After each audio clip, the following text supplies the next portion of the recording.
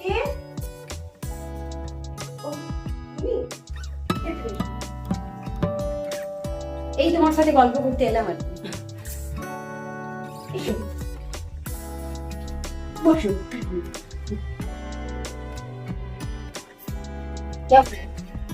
আমি ভালোই আছি। তোমার খবর কি? আমার খবর খুব ভালো। জানো তো, তোমাকে না আমি একটা জিনিস দেখাতে এসেছি। কি? এই দেখো নেকলেস। তোমার দাদা এনে দিয়েছে। দাও, খুব সুন্দর।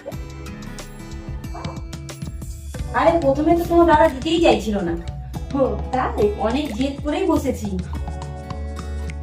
আমাকে গয়না এনে দিতেই হবে। কোথা থেকে আনবে আমার জানার দরকার নেই, আমার খুব গয়না লাগবে। আচ্ছা ঝুমা, তোমার মতো রিস্কা চালানো তাহলে তো দামি গয়না দিল কি করে? ওফো, আরে ও রিক্সা চালায় বলে কি ওর কাছে পয়সা থাকে না?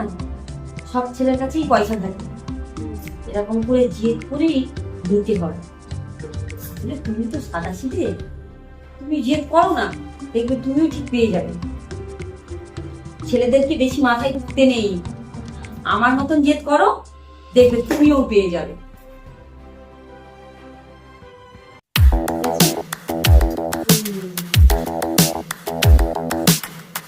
দিদি ঠিকই বলছো তো।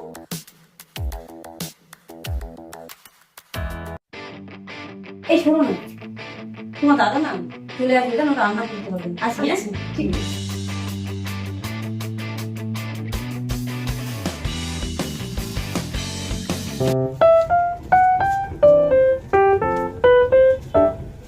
ও তুই এসে গেছিস? হ্যাঁ হ্যাঁ হ্যাঁ, রাখ। যা তুই তাড়াতাড়ি তৈরি হয়ে নে, বেরোবি তো আবার। আমি রান্নাটা এদিকে সেরে ফেলি।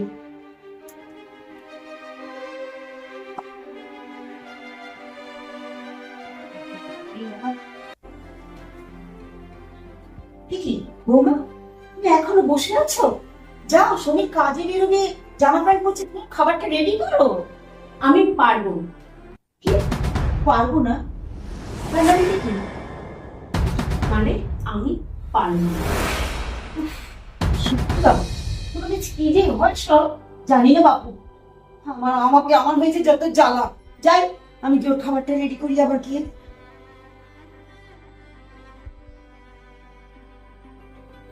কি গো, তুমি এখনো বসে গেছো? যাও আমার জন্য চা টিফিনটা এনে দাও। তোমার বাবার চাকর আছে, নিজের খাবারটা না নিজে তৈরি করে খাও। অফিসে লেট হয়ে যাচ্ছে তো।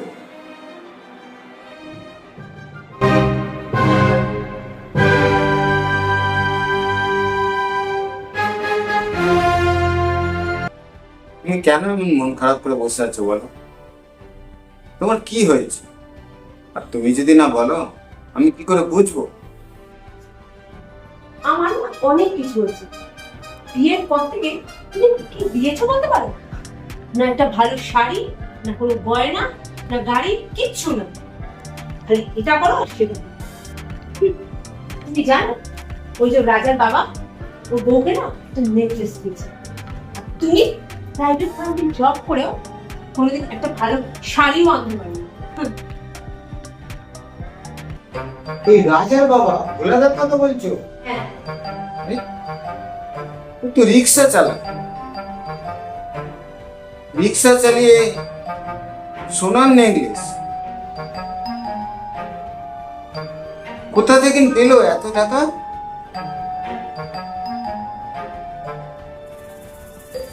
এবার বুঝতে পেরেছি, ওই বৌদি গেল, ওই তোমার মাথাটা খেয়েছে।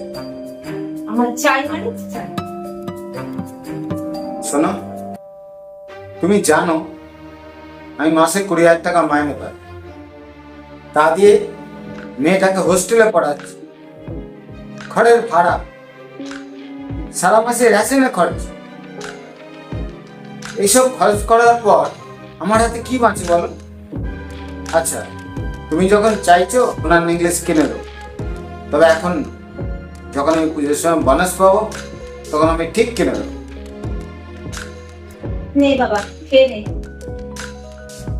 আচ্ছা বৌমা, তুমি খোকাকে একটু চাপ দিচ্ছে কেন? বলছি ওর কাছে আর পয়সা করি নেই। ওর সাথে তুমি এরকম করে বলছে, ও সময় হলে তোমাকে নিশ্চয়ই কিনে দেবে। কাছে টাকা পয়সা যখন তুমি পাবে তোমাকে বলতে হবে না। এখন ওকে অফিস থেকে দাও তো খেতে। মা, আপনার জন্য না আপনার ছেলে মাথায় চড়ে বসেছে। ঠিক, তুমি এখন খাচ্ছ খাও, খেয়ে অফিস যাও। কিন্তু আজ ফেরার সময় সোনার জিনিস না এনেছো না, তাহলে আমি না তোমার মজা দেখাচ্ছি।